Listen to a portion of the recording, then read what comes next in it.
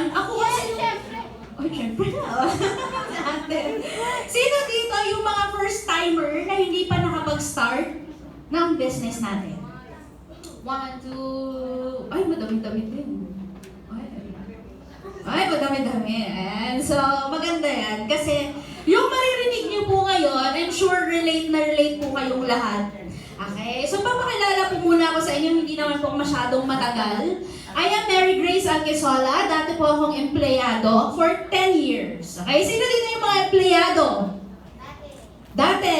Okay? Yung hanggang ngayon, empleyado. Madami-dami din. Pinakalas na work ko for 2 years, mga 2 years mahigit, supervisor ako sa isang tire company. Ay sa Goodyear, kung alam niyo po, sa Cebu. So, Bisaya po ako. So, kinsa diri ang mga Bisaya? Wala daghan po. Hello ninyo, ha? Ayun. So, actually, bakit ako nakapag-decide gawin yung negosyong to? Kasi sa 10 years ko na pagiging empleyado, maambisyon kasi ako na tao. Ay, may mga ambisyon. Sino dito yung may mga ambisyon sa buhay? Ay, lahat. Appear, okay? Kaya sabi ko sa sarili ko, kailangan, nung time na yun, 30 ako, magti-30. Ayan, magti-30. Kailangan at may 35 years, may magbago na sa sitwasyon ko. Ganon din ba kayo? Meron ba kayong timeline? Kasi baka naman nagsasalita ako dito, ganong edad ko, may goal na ako, baka ikaw, pa 40. Life begins at 40 ba yun? Sabi nila. 40 na lang muna ako magsa-start magplano. Nako, delikado yan. Pero okay lang yun. Kung 40 years old ka na, 45 or 50, hindi pa yan late. At least, di ba, nakapag-decide ka na baguhin yung buhay mo. Kasi yun talaga yun eh. Magsa-start siya sa decision. Ayan, so, alam, may clicker ba to? Or, ano to? Ano to siya, sir? Ay, ayan, okay. Nung nakapag-decide akong gawin ang negosyong to, balik muna tayo. Teaser. Okay? Nung nakapag-decide akong gawin ang negosyong to, wala akong pera. Okay? Kasi sa sahod ko na 20,000 pesos per month, hindi pa dyan kasama yung kaltas ng SSS, Pag-ibig, PhilHealth, tapos meron pang tax, may pamasahe pa, yes, tama, narinig ka. Oh, pagkain mo pa, alam mo yung kapag ka nagtatrabaho ka, pag sahod mo ng kinsenas katapusan, before pa lang, 5 days before ng sahod mo, pinangutang mo na yung pera mo. Tama? Meron ako dati. So pagdating ng sahod, wow, ang saya-saya, may payslip na. Nung kinwenta mo, bayad dito, bayad doon, lipad dito, lipad doon, ang natira, 300 pesos. Ang saya, no? So, yun yung buhay na parang pagising mo sa umaga, pagising ko sa umaga, alam mo yung wala kang magpapasalamat ka kay Lord eh, kasi buhay ka. Pero alam mo yung alleluia, wala. Kasi di ba hindi ka excited pumasok? Di ba? Pag ano mo ng bahay, paglabas mo ng bahay, Diyosa ka. Pagdating mo sa trabaho, ano ka na? Andri ka. Pagaktak na yung bawis mo dito, tapos pagpasok mo, masukan sa Tagalog, kaya, masalubong mo pa yung amo mo.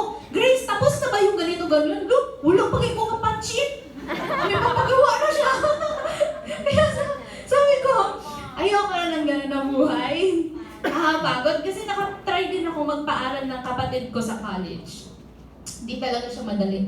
Doon ko po naranasan yung 5 years. Kasi may, after mag-graduate, meron pang 1 year na, tawag dyan? Internship ba yan? Basta ganon. Hindi ko naman naranasan yun kasi hindi naman ako nakapagtapos ng pag-aaral. 3rd year, 2nd sem lang ako in nursing. So, yun, ang nangyari, utang, bayad utang, ganun lang, cycle for 5 years. Yung ATM ko, nakalanding sa sanlaan. Sino dito nagsasala ng ATM? May sasala kayo? Joke na.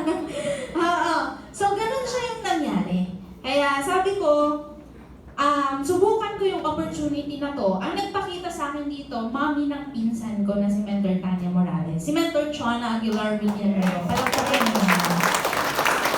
And si Mentor Tanya, siya talaga yung nag-guide, nagturo sa akin ano yung gagawin step by step.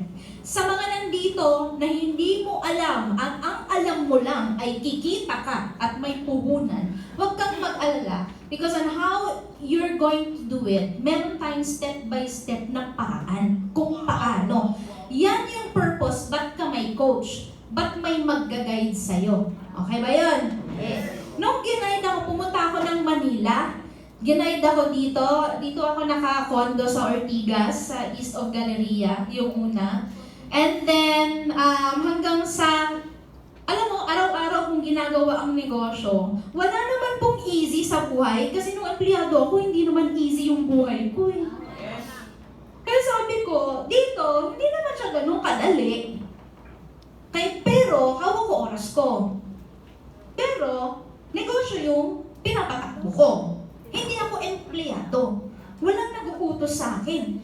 Alam mo yung uutusan ka ng amo mo, utusan ka din ng manager mo, utusan ka din ng supervisor mo, tapos may pinabida ka pang kasama sa trabaho, gagaling-galingan din. Saan ka pupunta? Diba? So, parang ganon. Kaya, yun, this is really a blessing para sa akin. Ay, kaya nung ginawa ko siya, unti-unti, ang pinakaunang na-achieve ko dito, yung mga travel ko local. Diba? Yung mga dito lang muna sa Pilipinas, mga Portugalera, mga ganon, mga Boracay, mga ganyan. Diba? Mga Cebu, bumalik ulit ako ng Cebu. mga ganyan lang muna. Okay? Ang sabihin mo, nakapunta naman ako dyan eh. Okay lang, nakakapunta ako dun, pero habang nandun ako, umikita naman ako. Hindi naman, diba? Hindi naman yung, ano yung leave? Basta mga ganon-ganon, nababayan ka. And then, kapag naubos na yung leave mo, pag napagod ka, ay, wala ka ng karapatan magpahinga. Dito, hawak mo oras mo, maganda buhay mo. Bakit? Kasi walang may hawak ng buhay mo. Kasi yung time mo kasi, that's equivalent na. Yan, yung life mo. Yung lifetime mo. Yung lifeline mo. Okay? So ngayon, yan na yung mga na-travel natin. Ito, yung mga travel natin ng mga local. Ayan, look, papasexy na tayo dyan. Uy! Diba? And then, eto naman yung mga international travels natin. Noong umabot ako ng second year nang ginagawa ko ang negosyong to. Mix na yon ng local and international travels. So before pa lang nag-pandemic, nakapag-Hong Kong ako, Macau, and Jeju Island, South Korea sa isang taon lang. Okay? Third year, and then, yan. So, after nung pandemic, kasi hindi nakaka-travel nung pandemic, di ba? Alam niyo ba? Eto, wag kayong maanuhan sa akin ha, makambugan na. Kasi, totoo naman talaga. Sabi nila, nung pandemic, hindi ka makakapag-travel kasi hindi pwedeng tumuwid sa mga from one place to another. Diba? Yes. Doon ko napatunayan na pag may pera ka, bawal. Pwede lahat. Kasi nung nag-pandemic, nakapag-travel kami ng Thailand. Nakapag-Boracay din kami. Nakapag-Balesin din kami. Yung Balesin talaga, yan, parang,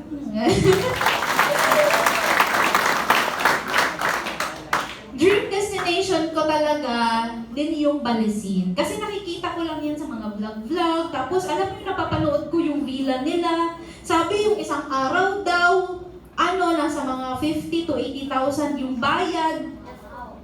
Tapos, sabi nyo. Yun, tapos pag 3 days ka doon, naabot ka ng 100,000. Rent lang yan ha, ng villa. Oo. Tapos hindi pa kasama yung pagkain. Alam mo ba, pabida-bida kami, order kami doon. Upo kami. Tapos parang, ang ganda naman ng presentation ng turon nila. Di ba parang na-amaze ka? Kasi yung turon mo sa mga yung lang, di ba? Yung ganun lang. Pero doon yung turon nila may pag ganun-ganun pa, may chocolate-chocolate, mga, alam mo yung ganun? So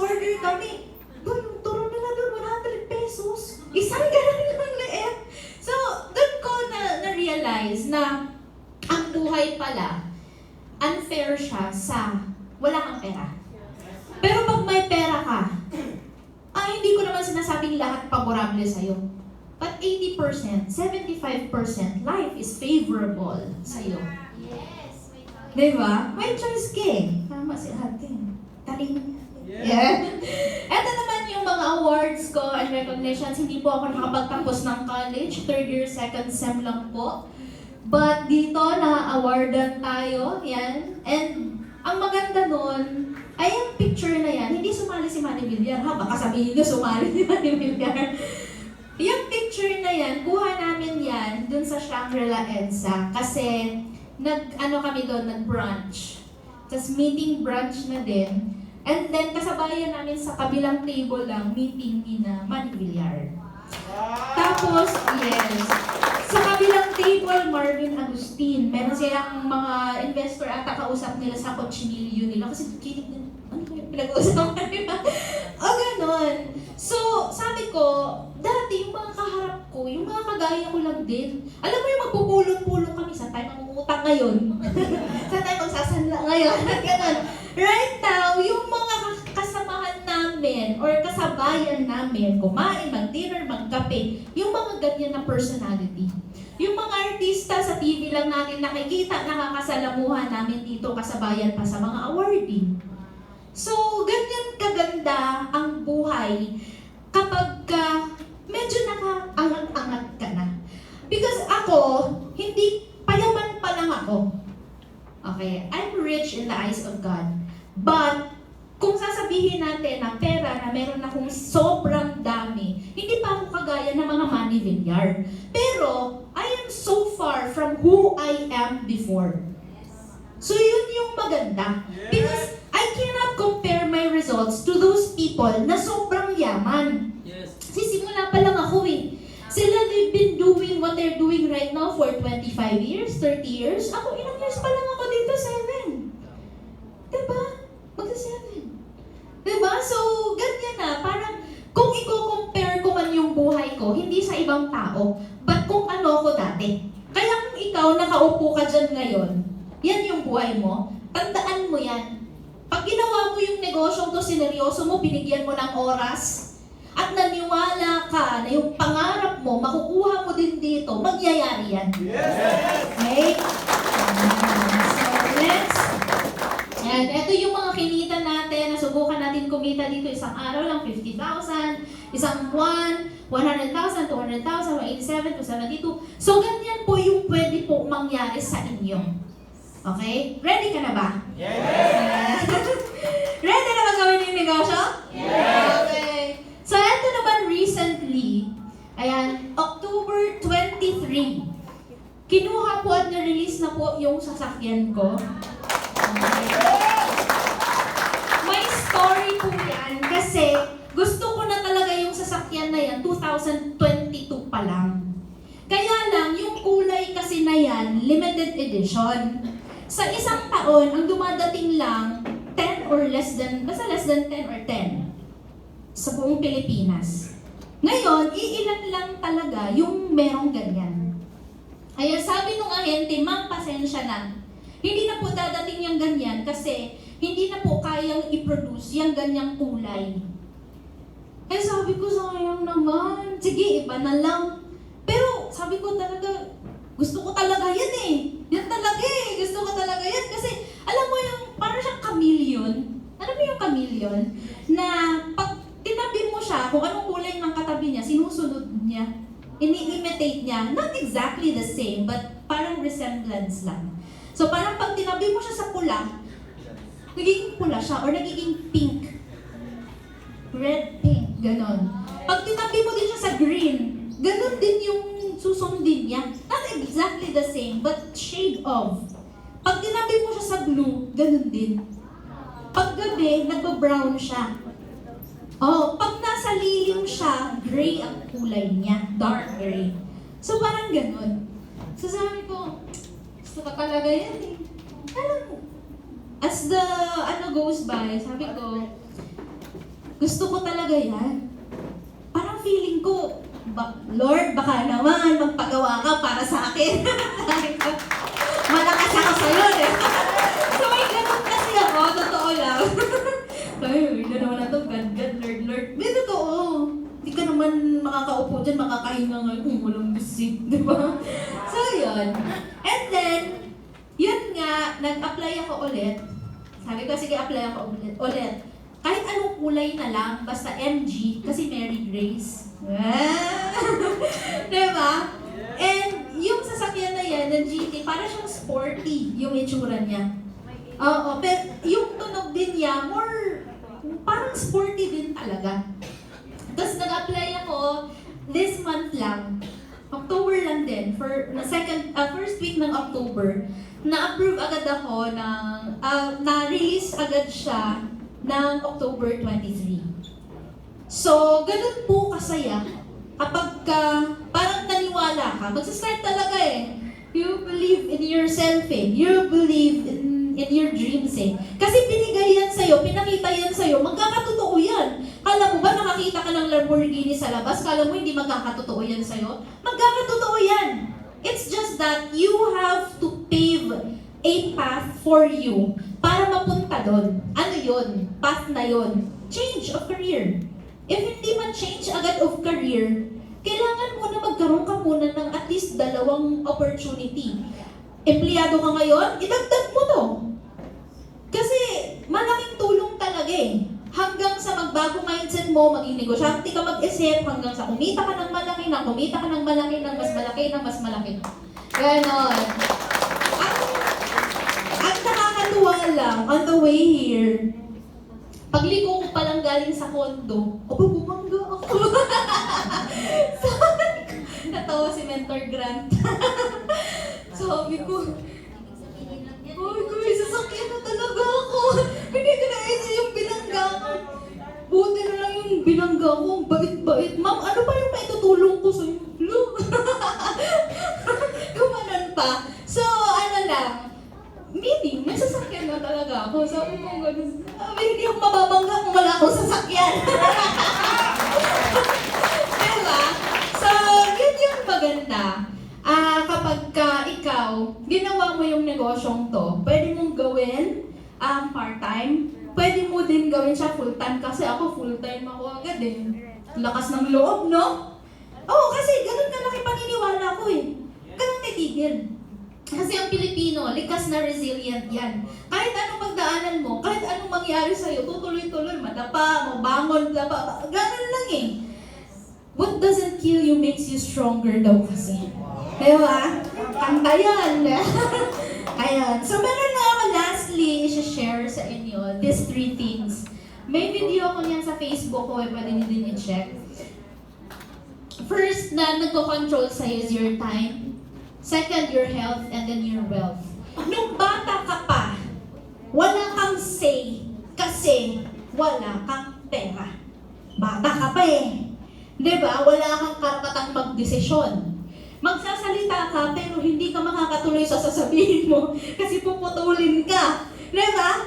Sasabi mo nung bata ka pa, pag lumaki ako, pag nagkatrabaho ako, pag nagkaroon ako ng pera, bantay mo na. Diba? Ngayon, nung nagkapera ka na at nagtrabaho ka na, ginagamit mo yung health mo para mag-create ka ng wealth. Para kumita. Ang tanong ko sa nandito ngayon, kumikita ka na, di ba? May sahod ka na, di ba? Do you still have the luxury of time? Just like when you're younger? Nagagawa mo pa ba yung gusto mo because you have plenty of time? Wala na. Yung opportunity natin, papabilisin niya yung pacing ng buhay mo papunta dun sa goal mo. Makapag-travel, mabili yung gusto mo, makapag-retire ng early, makapag-ipon ng malaki, makatulong, ano pa?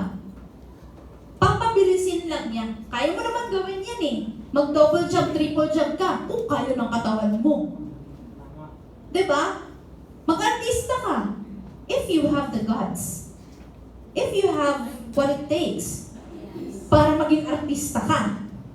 Pwede naman na maging athlete ka. Hindi pa siguro huli ang lahat. Carlos Yulo ka? Mag-ambirawin ka. taon pa. Di ba? Carlos Yulo nga, ilang years ng training, di ba? Ano pang pwedeng career na pwede para yumaman ka? Di ba? Magnegosyo kang tradition, pwede din. Pero, grabe naman ang labas mo ng pera. Dito kasi, may mag-guide, may magtuturo na sa'yo paano gawin yung negosyo. So, hindi siya marami yung risk ng loss. Okay? So, dito, panalo ka talaga. Okay? Kaya yun, right now, ako, yung family ko, we're experiencing a life na hindi pa namin nasubukan dati. Although, okay naman yung buhay namin yung bata pa ako. Kaya lang, may pera pa kasi nun yung papa ko ng mga mana. Kaya lang naubos yun eh. Hindi na-handle ng maayos. Walang nagturo sa kanya eh, paano mag-handle ng pera. Dito, may magtuturo sa'yo paano i-handle yung pera mo. Diba? So, it is your privilege talaga. It is really our privilege na nandito kami sa community na to. Okay? And then, I am happy to tell you my story because I know one of these days, your story will be heard also. Ikaw naman yung next na tatanong dito.